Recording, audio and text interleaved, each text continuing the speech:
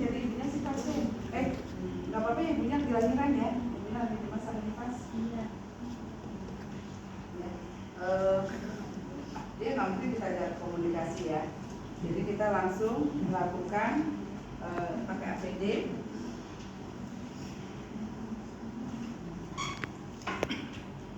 Oke. Anggap udah dipakai aja ya. Pakai ya. Terus kacamata, karena saya udah pakai kacamata, udah perlu pakai ini, nggak usah lagi pakai ini. Sebetulnya ini dipakai itu kan ketika kita melakukan persalinan. Untuk bayi kan nggak mungkin ada cairan di tubuh yang keluar kan. Nah kalau ketika persalinan kemungkinan kita kecipratan air ketuban, kemungkinan kecipratan darah, ya kalau ini kan nggak ada darah yang itu. Jadi sebenarnya nggak pakai pun nggak apa-apa. Ya. Terus pakai baju angklung.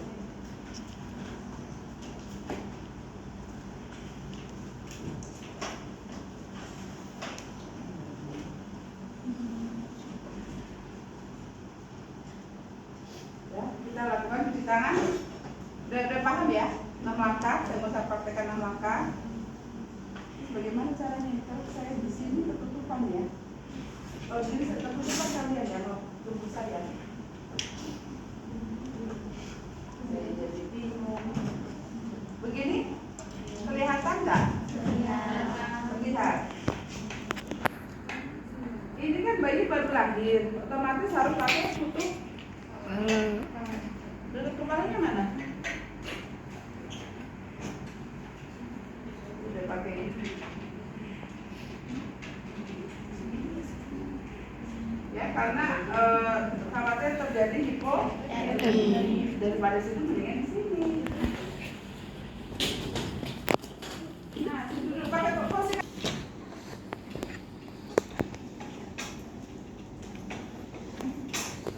Pemberian salep mata itu harus kurang dari 1 jam. Ya. Jadi begitu bayi baru lahir, ya. Kita itu kan 1 jam, ya. Terus kemudian kita berikan salep mata karena kalau lebih dari 1 jam dia tidak efektif, ya.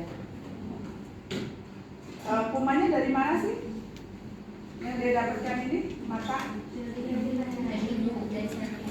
Ya, jadi dari ketika dia proses persalinan, apalagi kalau ibunya telur abusnya banyak, ya, itu khawatir banyak kuman-kuman di situ, maka dia cepat terkontaminasi. Maka secepat mungkin kita berikan salep mata. Ini yang seperti apa badan saya sendiri sih? Ini kan perut saya yang gedean apa? Ya, terus kemudian sudah alat-alat sudah semuanya lengkap, ya. Ini juga tentunya sudah kita siapkan ya. Vitamin K. Vitamin K ini kan diberikan 1 jam setelah lahir ya. Berapa diberikan? 0,5. Gampang, 0,5 gampang. Berapa miligram? Yang penting kuncinya kita adalah miligram karena kadang-kadang beda nama dagang, beda lagi komposisinya. Berapa miligram dibutuhkan? Tergantung dari itu. 1 miligram, ya, dibutuhkan 1 miligram karena kandungan itu tergantung dari produk. Hati-hati ya, kita jangan hanya berpatokan 0,5, tapi lihat konten di sini, ya. Kalau ini kebetulan 1 miligram, 1 mili dia ada 2 miligram, ya. Berarti kalau dibutuhkan 1 miligram maka dia 0,5. Kalau vitamin K3 ya, petroniodion ya, itu satu ini isinya 10 miligram. Ya, jadi hati-hati, itu pernah kejadian di ruangan. Karena mahasiswa itu patokannya 0,5 cc. Tapi dia tidak baca ininya, kontennya ini di dalam ampulnya ini berapa miligram per mili. Ya itu, jadi hati-hati. Kalau nanti di ruangan, kalau kamu mau nyuntikin, lihat isinya. Ya, beda produk, beda lagi komposisinya. Ya. Tuh. Kalau dia 10 mg per mili, berarti berapa cc yang diberikan? Coba, kalau caranya begitu. Berarti kan kita membutuhkan cuma satu. Yang sendiri ya, biar cepat waktunya. Ya. Gampang kan? Dalam 1 mili isinya 10 mg, dibutuhkan 1 mili. Mili. Nah, berapa? 0,01 kan? Ya kan? Karena satu itu sebenarnya 1 mili, tapi kandungannya 10 mg. Iya kan? Iya. Nah, jangan dikasihkan 0,5. Kalau dikasihkan 0,5, berarti dia 5 mg. Gede banget itu, bisa memupuk darahnya. Karena fungsi vitamin K adalah untuk pembekuan darah. Kalau Bu Bidan ngasihnya karena nggak lihat, ngasihnya kebanyakan, maka darah bayinya jadi sifat pembekuannya jadi tinggi sekali, besar sekali, ya. Paham ya? Paham. Paham. Nah ini B. Udah lah ini kalau ini disuntikannya semuanya ya. Terus termometer udah, anggap semuanya udah lengkap, kita pakai sarung Tangan. Tolong perhatikan itunya ya, daftar tilik ya. Iya. Khawatir saya ada yang terlupakan. Karena kalau saya udah, kalau di luar kepala saya udah APM di luar kepala. Kalau ini kan saya kalau di rumah saya tindakan ini kan saya nggak pakai daftar tilik.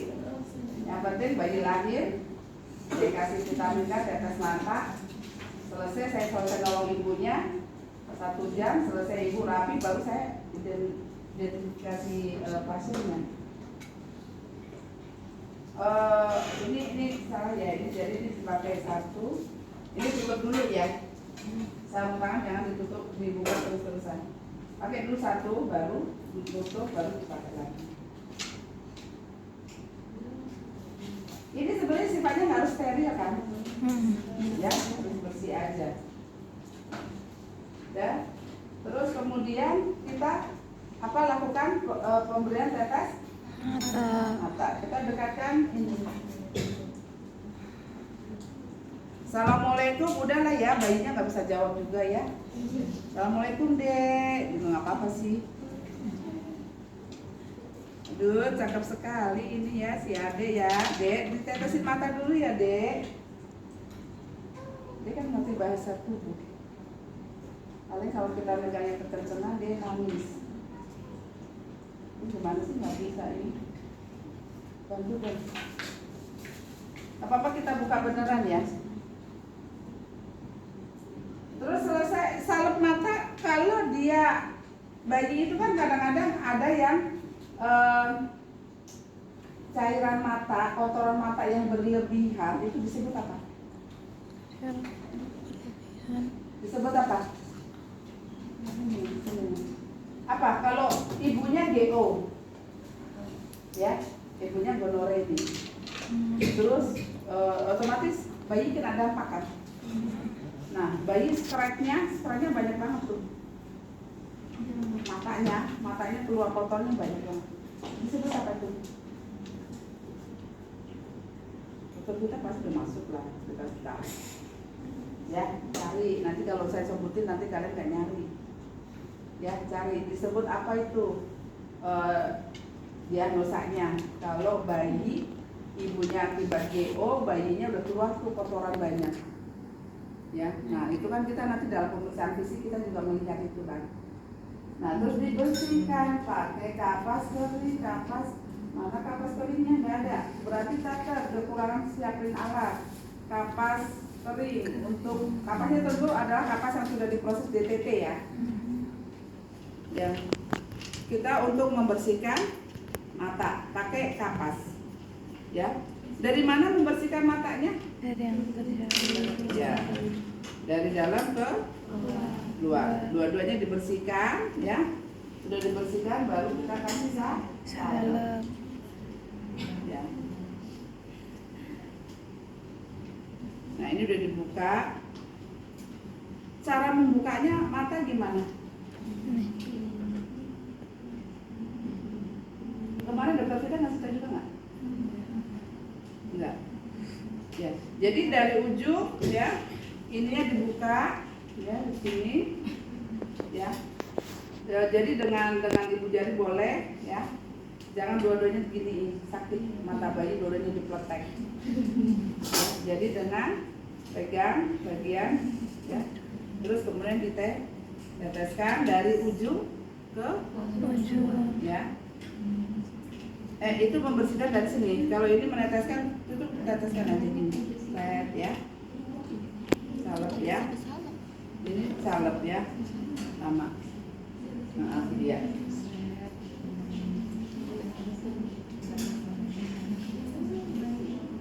Udah. Setelah itu baru kita melakukan pemeriksaan fisik ya, tanda-tanda vital ya. Apa dulu di situ di daftar tilik? Atomometri atau? Ya. Memeriksa kelengkapan alat udah, pakai meletakkan bayi tempat tidur udah, melihat keadaan umum, memberikan salep mata udah, memberikan vitamin K. Ya.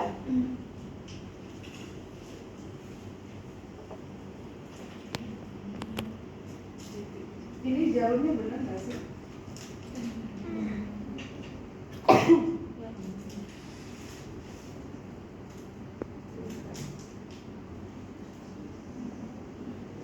Jarum yang 27 ya?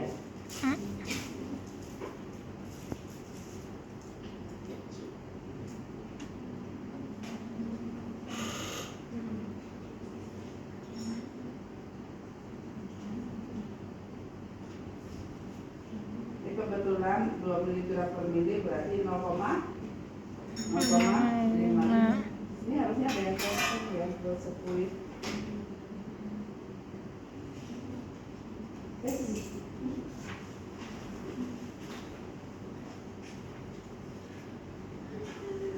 Tetap one hand ya, kalau kita squeeze one hand, kita keluarkan aspirasi ya. Terus ya.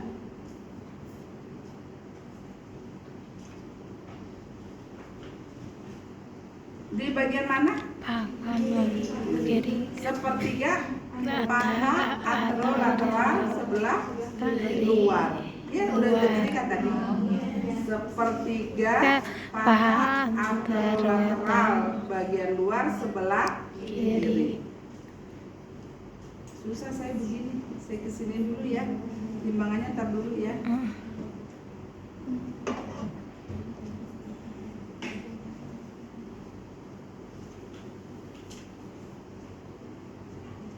Dari dalam keluar. Bagaimana cara megangnya? Seperti megang pen.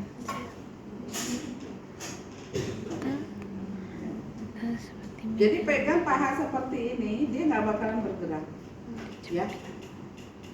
Jadi lihat cara megang sepuit, ya. Masukkan. Ini kan bayi mahal ya. Masukkan, jangan ditusuk beneran, ya. Terus baru aspirasi, baru disuntik. Tapi kalau sebetulnya kalau udah paha bagian luar itu jelas sudah tidak ada pembuluh sarafnya. Saraf itu banyak secara anatomi, kita lihat ada di paha bagian dalam. Kalau bagian luar sini jelas dia sudah ada pembuluh darah. Sebenarnya nggak diaspirasi juga kita yakin nggak kena pembuluh darah ya. Terus kemudian sudah, baru selanjutnya ini kita buang ke, nggak dibutuhkan lagi kan. Terus baru pemeriksaan fisik ya. Iya, pemeriksaan fisik. Untuk ukur suhu.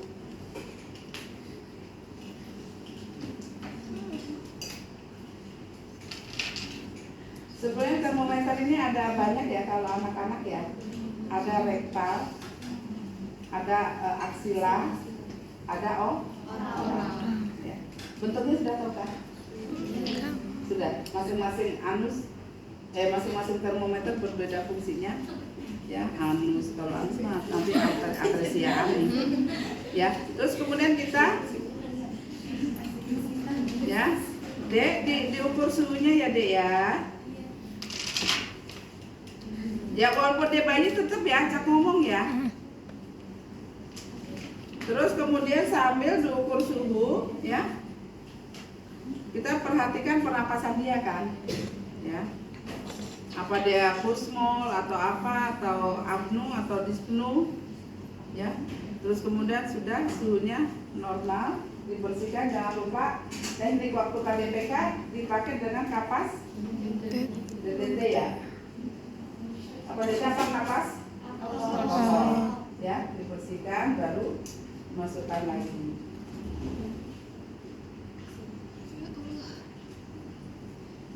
Terus kita mendengarkan bunyi.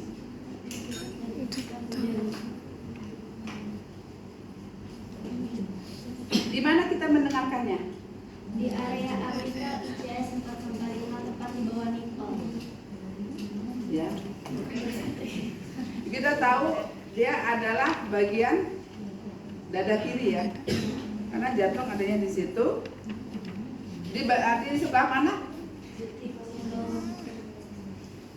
Sebetulnya kita mendengarkan kalau di katup mitral itu di papila itu dan dia katup mitral ya.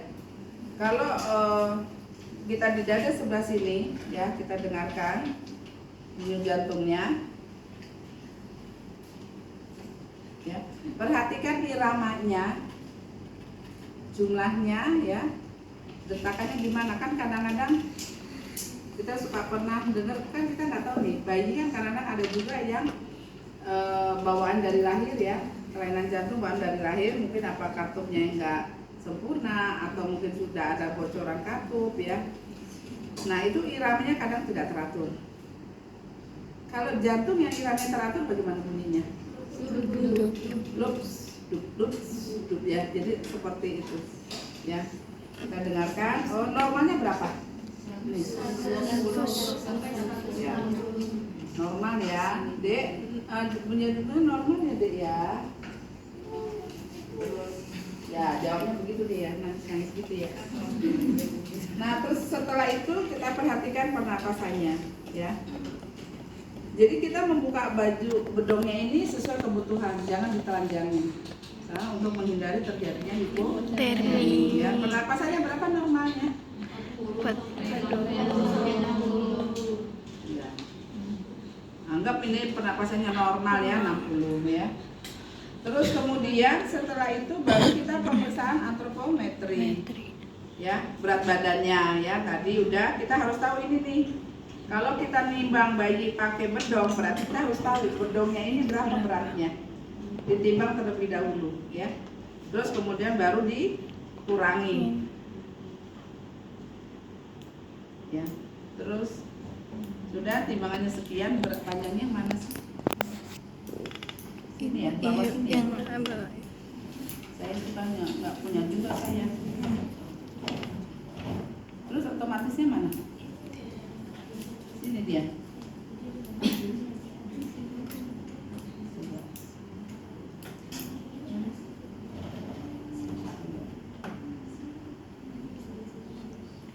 Nah, 16,5 panjangnya. Dia itu panjangnya 16,5 cm.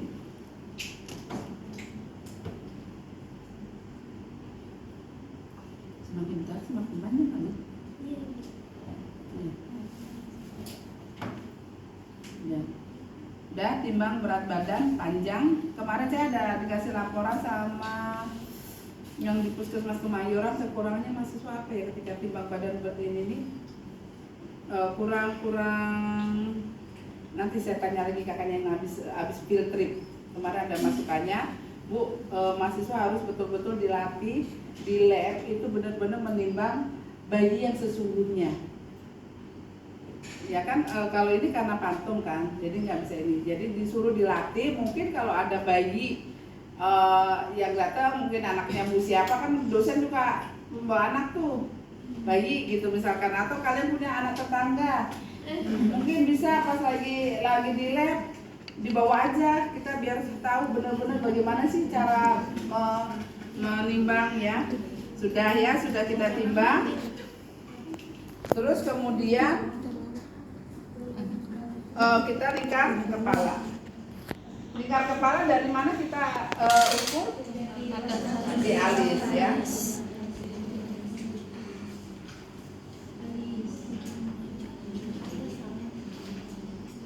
Sebetulnya lingkar kepalanya ini banyak ya, dari lingkar kepala, terus kemudian tapi ini nggak dibutuhkan.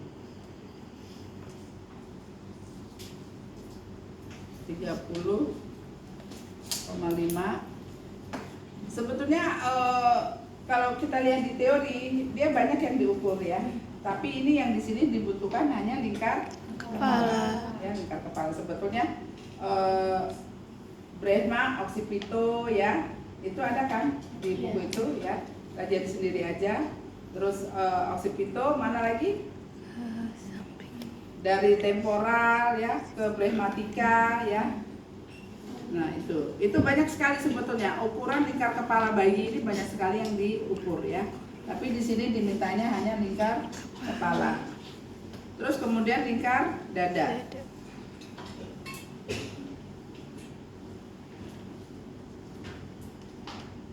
Kalau dibutuhkan lingkar dada, kepalanya ditutup lagi ya, jangan sampai hipotermi.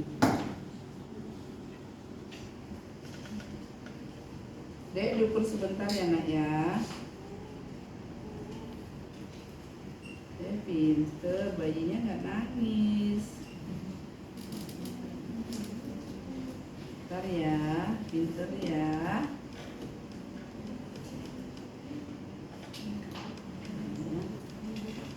Ukur 27. Kan ada normalnya ya, lingkar kepala sama lingkar dada itu berapa perbandingannya, sepertinya ada ya. Jadi kita tahu, oh lingkar kepalanya sekian, lingkar dada, oh berarti dia mikrosefal ya, kurang dari berapa gitu ya. Terus kemudian oh lingkar kepalanya sekian, berarti dia takutnya ada hidrosefalus ya. Sudah. Terus kemudian lingkar lengan atas ya, kita pakai lila.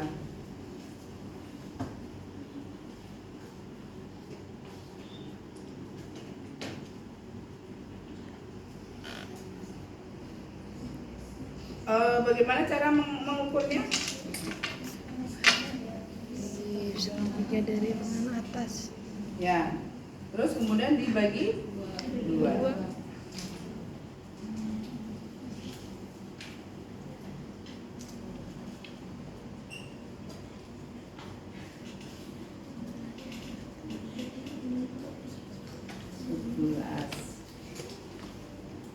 Jangan lupa nanti kalau pas ujian bawa kertas kecil, langsung kalian catat. Ya, sebetulnya saya di sini ada catatannya. Ini apa? Oh, ini peminjaman. Jadi di sini langsung kalian punya, nanti ketika ujian, ya kalau nggak nanti saya juga siapkan sama ini ketika ospek. Jadi di sini langsung ditulis tanda-tanda vital, karena khawatir kalian lupa, ya. Langsung ditulis nadinya berapa, suhu berapa, lingkar kepala, lingkar dada, ya. Terus lila, tulis ya. Ujian kalian nggak ada tulisan, berarti nggak lulus. Karena dari mana? Emang ingat ya. Terus setelah itu berarti kepala, ya. Kita kepala kita lihat, ya. Ubun-ubun kecil. Normalnya apa? Normalnya apa ini? Ubun-ubun yang kita lihat ini pada bayi lahir normalnya apa? Kan ubun-ubun kecil itu ada datar, cekung, cembung. Normalnya dia apa? Datar. Kalau dia cekung berarti? Kalau cekung berarti apa?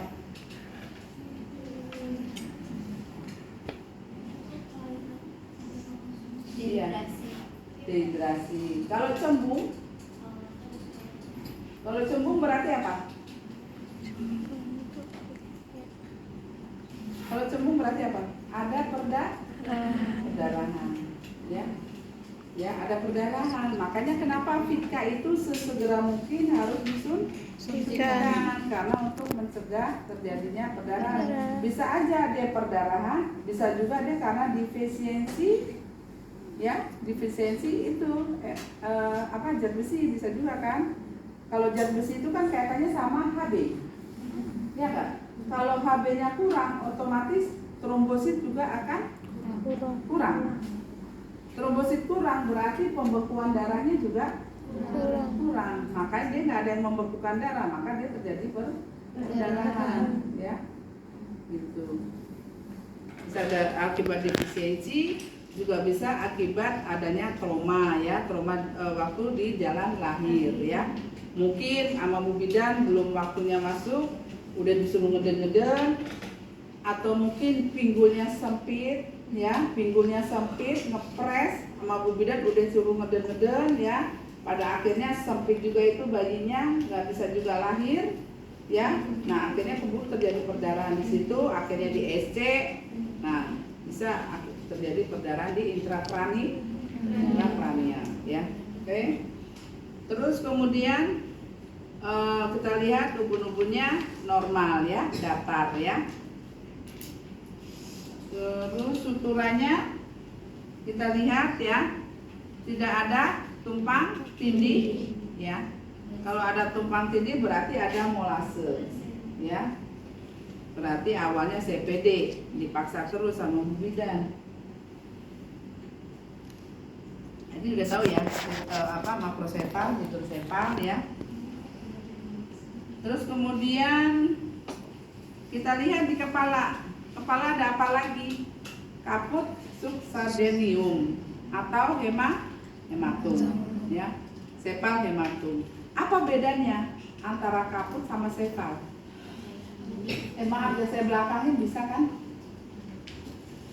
Apa bedanya antara kaput sama sefal?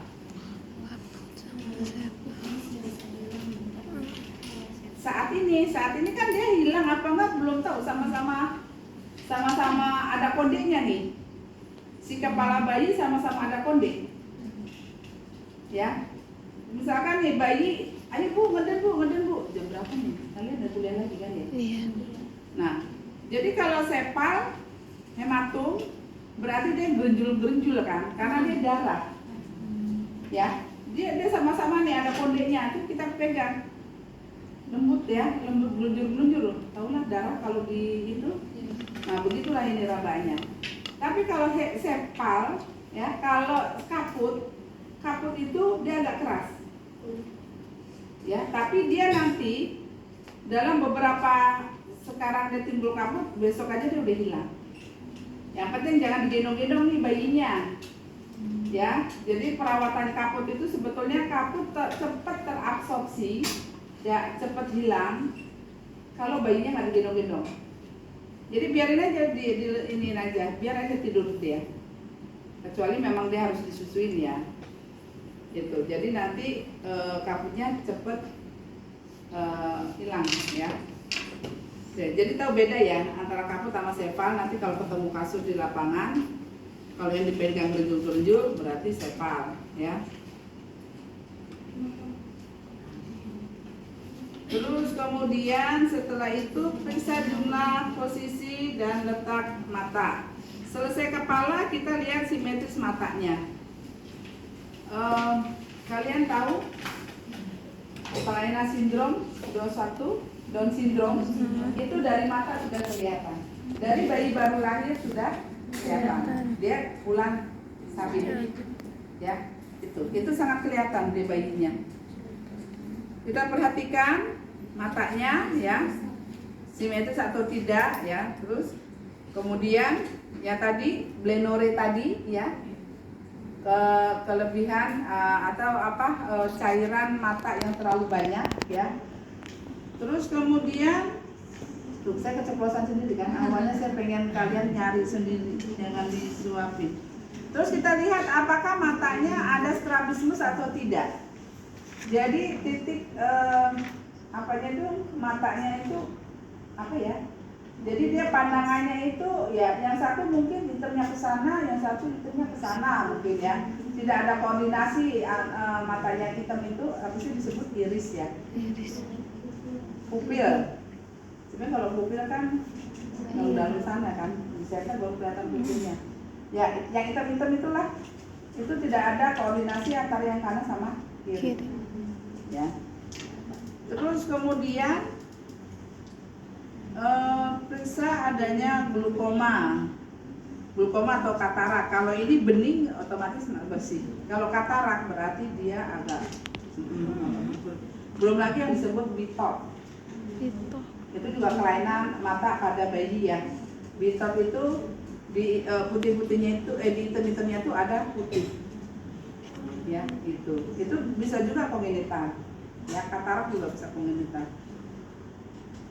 Terus kemudian periksa adanya trauma seperti palpebre, perdarahan konjungtiva atau retina. Ya, pokoknya kalau normalnya mata bayi ya inilah ini normal. Ya, bening. Terus setelah itu kita periksa telinga. Telinga kanan kiri simetris atau tidak? Bisa nggak sih telinga nggak simetris? Bisa. Bisa. Ya. Karena mungkin mukanya tidak oval ya, atau tidak lonjong, mungkin mukanya agak jajaran genjang. Saya pernah dapat pasien bayinya itu lahir, itu bayinya ada jajaran genjang. Jadi intinya apa mungkin ketika di dalam kandungan ya, emang sebetulnya itu anatomi ya. Kalau memang posisinya bayi itu tidak berubah-ubah, sehingga yang sini kedempet, yang sini nih, jadi terkesan mukanya bayi itu begini. Jadi tidak sempurna. Dan sampai sekarang juga nggak bisa berubah karena itu anatomi ya. Jadi kasihan, jadi mukanya bayi begini, nggak bundar, nggak oval ya. Jadi ini sebelah kedempet sebelah. Tuh ya, terus kemudian telinganya kita lihat terus ada pengeluaran atau tidak. Ya kita lihat ya, normal ya, nggak ada kelainan. Terus daun kupingnya juga ya, daun kuping ini kita melihat kalau bayi preterm bagaimana daun kupingnya masih nempel ya. Kalau preterm, kalau aterm daun kupingnya dia udah tegak nih. Jadi gitu aja kita untuk menilai menurut ibunya dia udah cukup bulan. Tapi kok kita melihat kondisi bayinya kok masih kayak preterm ya, ininya kupingnya masih nempel banget gitu. Kalau yang udah bayi cukup bulan udah matur kan dia bagus posisi kuping. Ya, nah ini bayi cukup bulan, tulang rawan sudah matang, nih nggak usah dijelaskan satu-satu. Letak telinga ya.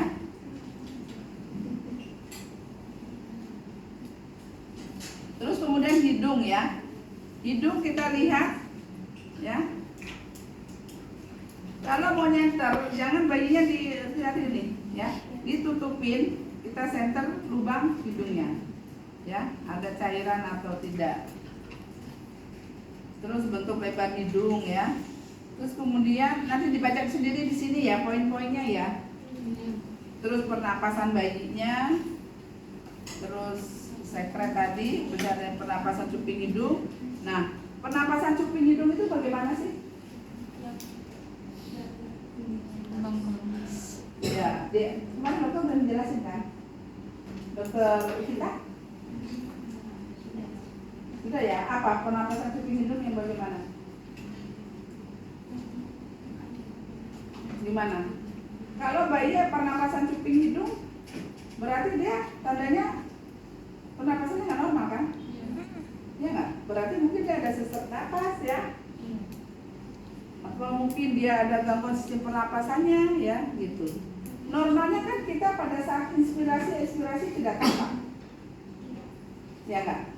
Saya lihat kalian, kalau yang nggak sesek, saya nggak kelihatan mana saat inspirasi, mana saat ekspirasi itu tidak terlihat. Coba kalau yang orang asma atau orang yang gangguan TB, ya pasti dia napasnya, gitu kan? karena dia akan menghirup udara itu semaksimal mungkin.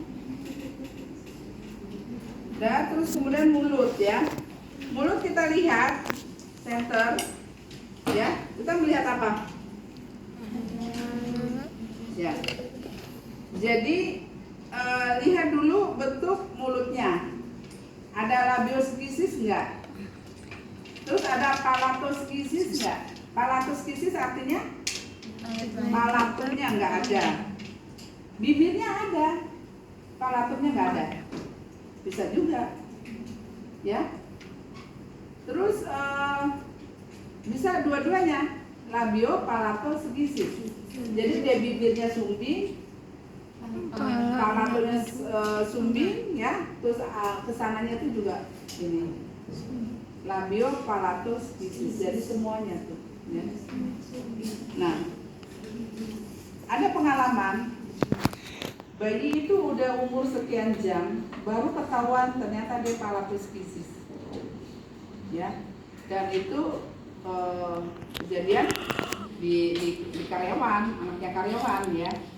Itu pas kita lagi besuk ya, kita suruh dong, kita kan karena orang kesehatan ya, belum disusuin ya Bu, belum, coba disusuin itu dia tidak bisa swallowing ya, tidak bisa menelan. Loh kenapa ini? Terus pas begitu dia nangis, kita lihat nggak tahu yang palatosskisis itu ketahuan sama orang yang besuk. Kita kan besuk nih. Nah makanya itu kalau bidan, kalau pemeriksaan itu jelas ya, betul-betul pada saat dia itu malah lihat betul itu.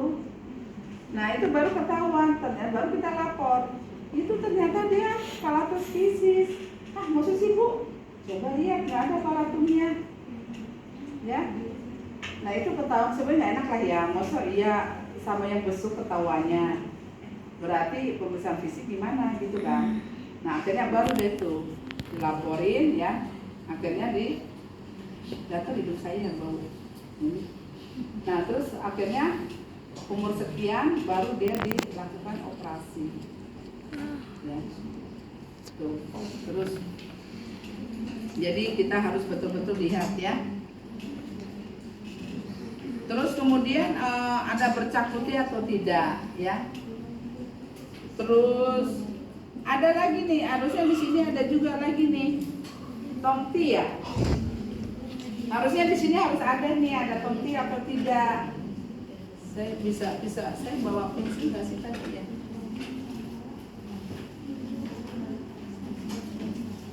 Ada yang punya pensil nih?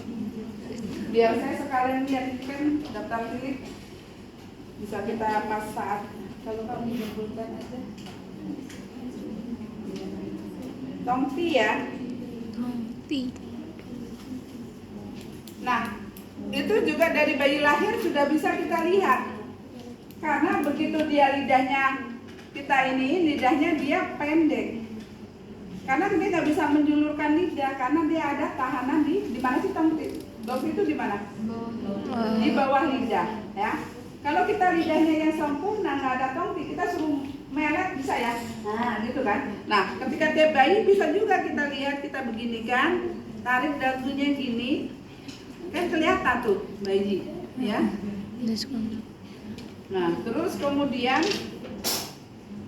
kalau ada tomti ya tentunya nanti dokter yang melakukan, cuma digunting aja kan, ya cuma digunting aja sedikit, jadi nggak cadel. Kalau dia nggak digunting, dia jadi cadel.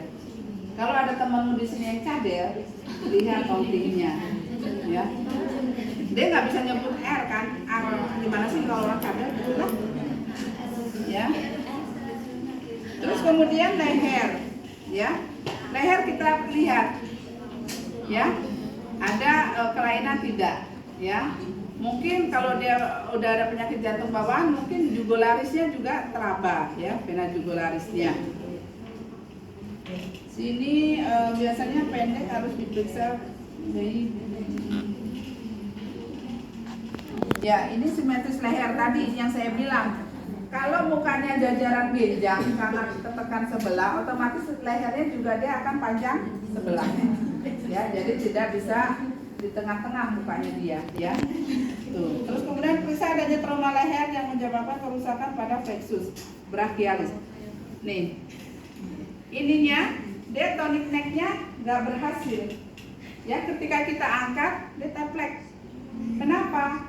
Mungkin pada saat kita melahirkan bayi, ya terjadi trauma, fraktur mungkin ya di brachialisnya. Kan kita waktu saat menombor salinan gini kan.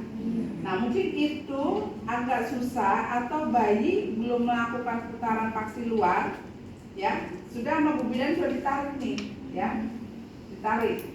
Terus dia sisi nariknya nggak ngerti. Kalau dia macrobed masih bisa ya, misalkan dia posisi kura-kura misalkan ya. Karena kan kalau distosia bahu tidak mampu melakukan putaran kan, sehingga mengalami kesulitan pada saat menolong. Nah ini dipaksa mungkin sama Bu Bidannya, ya nggak pakai teknik. Nah teknik berat nggak dipakai. Nah sehingga terjadi fraktur. Nah sehingga terjadi fraktur sini mungkin klavikulanya juga bisa kena, sehingga pada kita ajarkan tonic neck maka lehernya keplek, ya jadi nggak ada tegak dia nih, ya itu.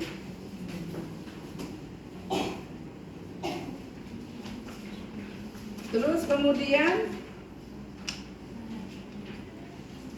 nah ini kita untuk kelenjar tiroid, ya meraba kelenjar tiroid dan tadi yang vena jugularis tadi, ya diraba. Idealnya kan tidak teraba. Kalau kalian tidak punya penyakit jantung, vena jugularis tidak teraba kan. Tapi ketika kalian ada gangguan pada jantung, maka vena jugularis ini akan menonjol, ya tuh. Terus kemudian dada, kepala tetap ditutup, ya. Pokoknya nanti pada saat pemeriksaan fisik kalian harus menjaga, karena prinsip untuk menghindari terjadinya hipotermi, jangan ditelanjangin. Saya pesan jangan ditelanjangin, buka sesuai kebutuhan. Kalau dada yang kalian butuhkan, dada yang dibuka, ya. Terus kemudian periksa gerakan bernapasnya. Kita perhatikan pernapasannya, ya. Dia dalam atau tidak, pernapasnya normal enggak. Siapa tahu dia ada sedikit gangguan dalam pernapasan sehingga dia berat untuk bernapasnya, atau mungkin terjadi asfiksia sedikit, ya. Ketika lahir nggak langsung menangis, sebenarnya dia sudah asfiksia, ya. Terus kemudian apa sih? Air. Memang di atas kamar mandi ya? Kayaknya ibu ini ada. Ya enggak lah, sebetulnya kamar mandi itu kan nggak ada di sini kan? Di situ. Di sana. Gak tahu air as, air penuh. Oh, Bukan yang buat air.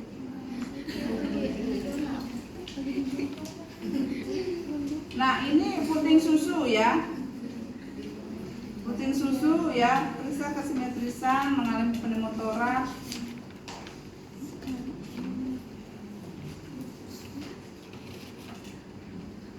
Ya pokoknya kalian bisa membedakan mana pernapasan normal sama yang tidak normal.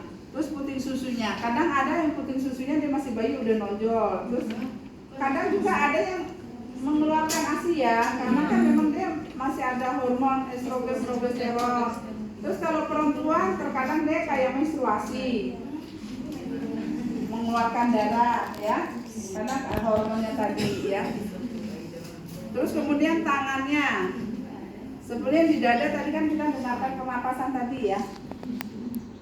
Terus kemudian tangan kita lihat.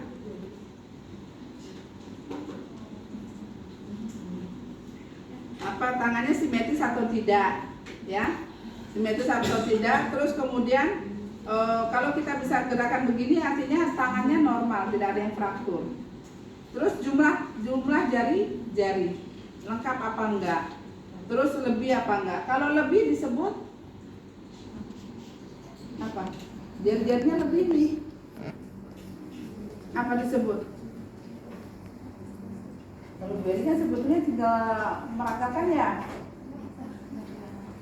Kalau jari-jari ada nggak yang lebih dari 1? Lebih dari 5? baru daktili. Kalau sindaktili? Sindaktili apa? Jari-jarinya kurang. Nah, cari sendiri deh tuh. Kalau jari-jarinya lebih disebut apa? Kalau jari-jarinya cuma 4, terus ada mungkin jari-jarinya ada kelainan pada di sini nggak disebutin ya.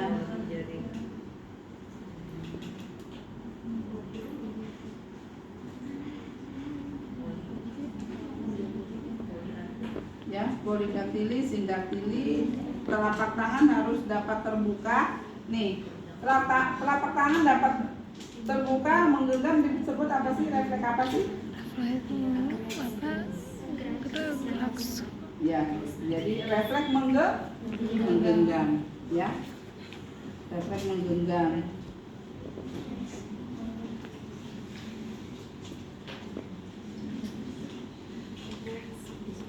Iya. Terus ada juga bayi, saya nggak tahu ya disebut apa ya. Jadi ada bayi yang keluar itu udah kayaknya udah kulitnya kayak melupas-lupas, ada merah. Pernah lihat itu juga sempat ini juga di YouTube, bayi yang lahir yang kulitnya yang kayak meletak-meletak, tahu tanah musim kering? Tahu. Nah itu, saya nggak tahu nggak disebut diagnosanya apa ya. Jadi kita perlu perhatikan jenis kulitnya dia juga, ya kulitnya harus yang kalau dia postmatur juga tentu kulitnya juga tidak seger kan, jadi kulitnya sudah agak mengering kalau postmatur juga, kayak kisut-kisut, ya. Terus kemudian abdomen ya, abdomen kita lihat apa yang jelas pada tali pusatnya ya ada perdarahan apa enggak, mungkin bu bidanya ngikatnya nggak kenceng ya, nggak kenceng sehingga dia ada perdarahan. Di tali pusat ada berapa A berapa V? 2 arteri 1 vena. 2 A 1 2 arteri 1 vena. Alhamdulillah baru bisa bersih anak banget. 2 arteri 1 vena. ya gitu.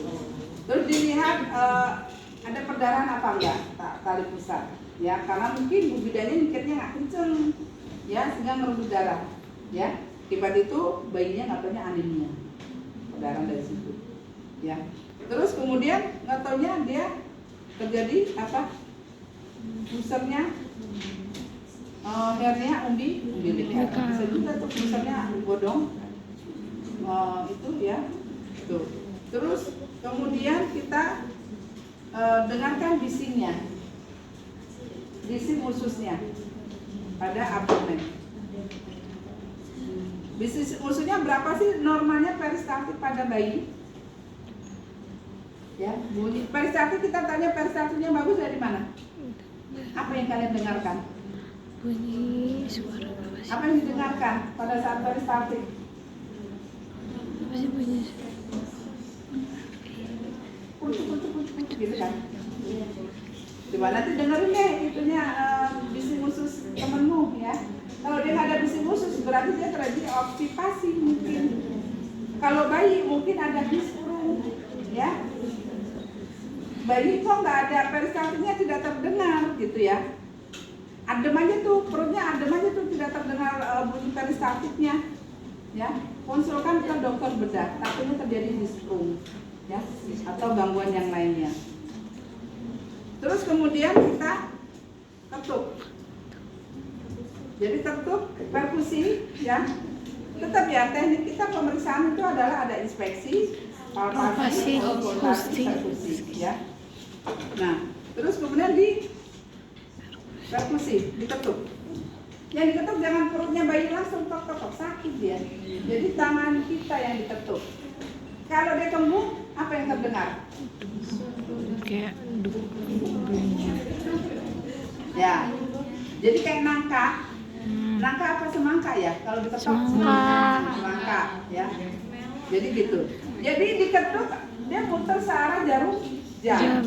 Jangan seenaknya kita aja pek balik lagi, jangan, kasihan si itu si bayi walaupun dia belum bisa ngomong ya. Jadi searah jarum Jam. jam, ya. Nah, terus kemudian apa lagi di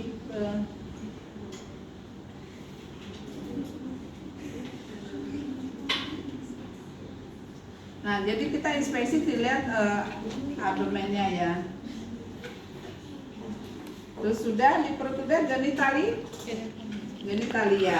Kita masuk ke bawah, atasnya ditutup. Ya, kalau laki-laki apa? Lihat skrotalusnya ya. Testisnya ya. Dia sudah letaknya nomor enggak? Jangan-jangan ada yang nggak turun. Ya. Saya lupa hipospadi atau apa tuh. Kalau yang testisnya belum turun, masih di atas, harusnya kan dia udah turun nih kehamilan sekian bulan ya, lahir, dia harusnya testisnya udah turun nih ke skrotum kan. Ada berapa sih telurnya? Dua ya. Terus kalau nggak ada, pegang punya siapa kalau mau nyoba?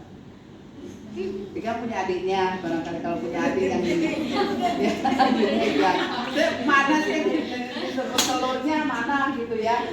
Terus penisnya ya.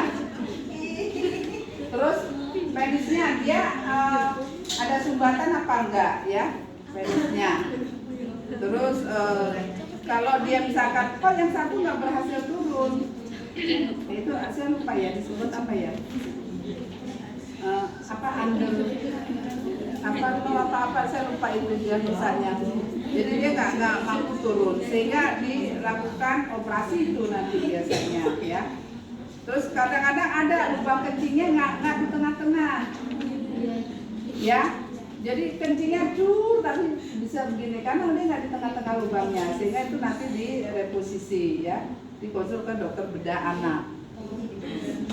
Terus, nah ini ya, pada bayi laki-laki panjang penisnya sampai 4 cm, lebar 1 sampai 1 cm.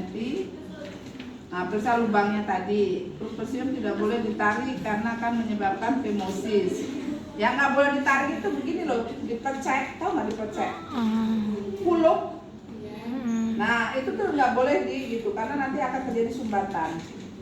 Femosis disebutnya. Maka untuk menangani femosis dilakukan sirkumsisi, ya, sunat. Nah kalau perempuan labia mayor menutupi labia minor ya. Kalau yang dia prematur otomatis labia mayor belum menutupi kan. Maka terkesan labia mayornya itu kecil. Padahal dia masih preterm sebetulnya, tapi ibunya ngaku udah cukup bulan. Nah, dari situ aja kita udah tahu. Oh, ini sebetulnya masih prematur ini bayinya, ya belum cukup banget. Gitu ya. Terus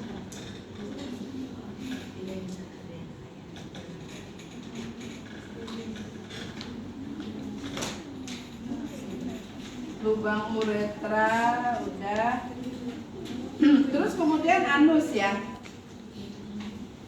Anus kita jangan tertipu oleh adanya ruge. Saya pernah menurut saya ketika saya periksa ya, kan periksa kita dengan begini udah ketahuan ya. Ini ditekuk, kaki ini nggak bisa ditekuk ya. Jadi kakinya dikatasin, ini lubang akan melebar kan, lubang anus ya. Nah, ketika pengalaman saya dan saya sendiri, saya lihat dia ada lubangnya. Menurut saya, oh nggak ada atrisia dong, orang lubangnya ada, ya. Saya rujuk, kenapa bayinya saya rujuk? Ya, ternyata kenapa saya rujuk? Waktu saya merujuk bayi, dia umur sekian jam.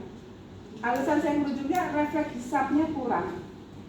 Ya, bayi sedikit demam. Karena refleks hisap kurang, saya rujuk ke rumah sakit sini. Diagnosa saya bayi cukup bulan sesuai masa kehamilan dengan refleks hisap berkurang. Itu diagnosa saya. Di UGD pun di pemeriksaan fisik dicolok dubur. Kalau saya nggak colok dubur, saya lihat begini ada itunya lubang anusnya. Apa orang dia bisa juga dia masuk. Tapi karena menurut dia sudah masuk, udahlah yang penting masuk kan. Nggak tahu ya begitu dirawat di ruang perinatologi, karena kan masih 0 hari ya. Bayi tumbuh. bayi kembung, bayi muntah. Terus akhirnya di ronsen ada atreus ani di sigmoid. Pada saat begini nggak bisa kelihatan, tapi pas begitu di ronsen abdomen, ya, dia terlihat atresia ani di sigmoid. Nggak salah kita bilangnya masih ini ada lubangnya karena memang di bawah nggak tertutup, ternyata sigmoidnya yang tidak ada lubangnya. Ya, akhirnya saya tetap suruh tanggung jawab merujuk ke rumah sakit Cipto karena di sini nggak bisa dilakukan tindakan. Jadi saya malam-malam saya merujuk ke Cipto dengan alasan saya bilang ini bayinya refleks pisapnya nggak ada dan saya ini kan ternyata anusnya terjadi atresia. Udah saya bawa ke rumah sakit ternyata di sigmoid. Ya, itu akhirnya malam itu juga di operasi dibuat kolostomi B. Ya, akhirnya selamat bayinya. Karena bayi kalau terjadi atresia dan dia kembung terus, maka bisa terjadi kematian bayi. Ya, itu ya, jadi hati-hati ya, jangan periksa, oh ada kok anusnya. Ini berdasarkan pengalaman nyata, kasus nyata. Ternyata atresianya di bagian atas, tetap aja dia nggak bisa flatus, tetap aja dia nggak bisa membuang mekoniumnya, ya kan? Jadi akhirnya apa? Muntah, ya, kembung. Itu. Jadi kalau bayi mengalami itu cepat-cepat berespon. Ada masalah apa nih? Jangan, oh normal kok, gumoh. Bayi emang biasanya gumoh, misalkan. Oh normal kok, perutnya begini. Emang kan dia belum, kencingnya belum banyak, BAB-nya, mekoniumnya belum banyak keluar. Jangan merespon seperti itu. Pokoknya ada masalah pada bayi, cepat analisis, kenapa, tunjuk. Ya, supaya tidak terjadi lagi kematian ibu dan bayinya meningkat. Itu pada anus ya. Terus kemudian pada kulit ya, kita perhatikan verniknya. Ya, kalau cukup bulan vernik kasiosanya masih banyak nggak? Sudah berkurang ya, karena kan dia rontok kan air ketuban itu kan ada rontokan rambut-rambut ya, terus ada lanugo, ada lemak-lemak gitu kan, makanya air ketubannya kadang-kadang ada putih itu kan. Nah, terus warna kulit icterus, pembengkakan, bercak hitam, tanda lahir ya. Terus ini kalau dia hiperbilirubinya yang patologis dari lahir dia udah kuning, ya. Kenapa nih kuning? Rujuk juga, ya. Dan pemeriksaan refleks, ya. Refleks kita lihat pertama apa di daerah mulut, roti, mencari, saking, menghisap. Jadi ketika dia IMD, dia mampu menemukan puting susu, dia hisap. Nah berarti ada sakingnya. Dia bisa menelan. Kita perhatikan berarti swallowingnya ada. Ya. Terus kemudian tonic neck, ya. Tonic neck ketika kita bangun, dia bayinya ada tahanan leher, ya. Kita angkat begini, bayinya bisa. Terus kemudian moro itu kita begini, bayinya kaget. Atau ketika kita tarik ininya, bayinya geragap. Misalkan nih, ininya kita tarik nih, bayinya geragapan, itu berarti ada refleks moronya. Atau ketika kita gitu, dia bayinya berarti ada refleks moronya. Kalau nggak ada refleks moronya, kenapa nih? Lihat lagi, apakah matanya ada gangguan sehingga dia bereaksi, ataukah kuping yang ada gangguan sehingga tidak mendengar? Ya kan, banyak masalah. Terus palmar tadi refleks genggam, ya, dia bisa menggenggam. Terus kemudian Babinski, ya. Ini sistem persarapannya, ya. Jadi kalau kita rangsang, misalkan dengan menggunakan itu ya refleks hammer, nggak di bawahnya refleks hammer, harusnya ada refleks hammer buat kita merangsang Babinski, ya. Ideal bagaimana? Kalau kita gini, refleksnya bagaimana? Ya, jadi ada ada reaksi. Coba seperti kaki kalian.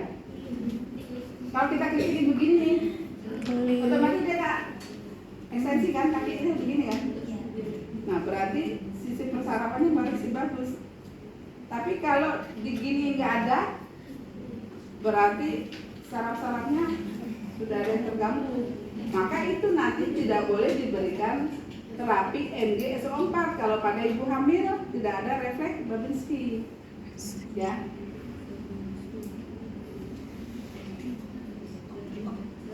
Jadi refleks Babinski itu hasilnya apa? Positif apa enggak sih? Refleks Babinski itu positif apa negatif? Positif. Yuk. Positif apa negatif? Positif. Dia ada refleksnya ya.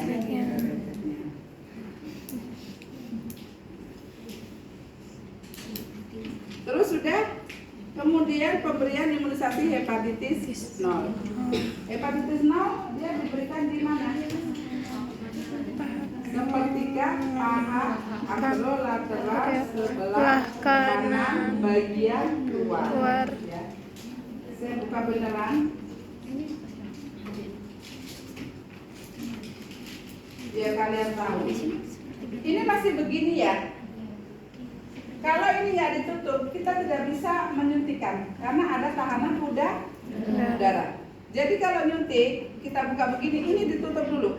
Tutup. Baru kita bisa keluarkan obatnya.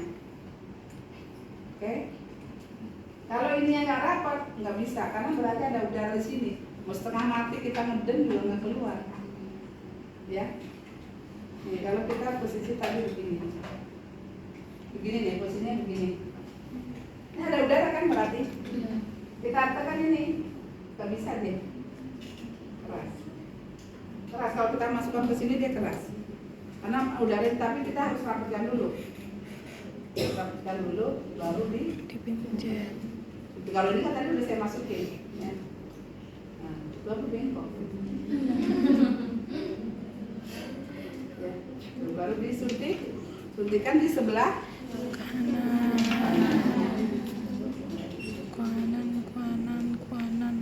Sudah sampai sini, sudah selesai suntik hepatitis. Nah, pasang tanda pengenal. Pasang tanda pengenalnya, nggak ada ya tanda pengenalnya ya. Kurang nih tanda pengenalnya harus ada. Tadi yang kurang apa aja tadi? Ada yang catat nggak? Nah, tanda pengenalnya itu ditulis nama ibunya, bayi nyonya ini, ya, nggak perlu bapaknya ditulis karena kadang-kadang nama ibu banyak. Tapi tulis juga nama bapaknya siapa, tanggal lahirnya kapan, jam berapa, ya, dia di ruangan apa. Kalau di PMB yang lahir nggak banyak, nggak usah sampai lengkap, nggak apa-apa karena memang cuma satu. Tapi kalau namanya di ruangan supaya tidak tertukar.